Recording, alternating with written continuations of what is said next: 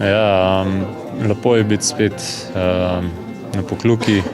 Praktično zdaj v bistvu tudi sami prvič v letošnji sezoni preizkušamo proge na Pokljuki, čeprav jih že zelo dobro poznamo. Tako da glede na to, da v celi Evropi ni prave zime, žal tudi tukaj na Pokljuki ni, ampak so organizatorji in delavci poskrbeli za to, da bojo pogoji vseeno odlični, enakovredni za vse tekmovalce. Tudi zdaj je bilo videti, da so praktično vsak dan boljši pogoji. Danes je bilo že res vrhunsko pripravljeno vse skupaj, tako da kar se tega tiče, ni nobenih skrbi, tako da se veselimo tega.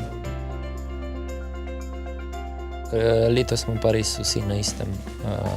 Tekli smo na tej progi, na letošnjem snegu enako popolnoma vsi, tako da pred sezono smo pa odšli z Pokljuke ravno zaradi tega, ker ni bilo snega in smo res vsi v enaki situaciji zdaj.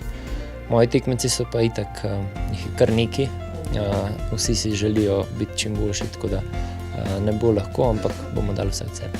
Ja, sigurno pač bi to bile stopničke.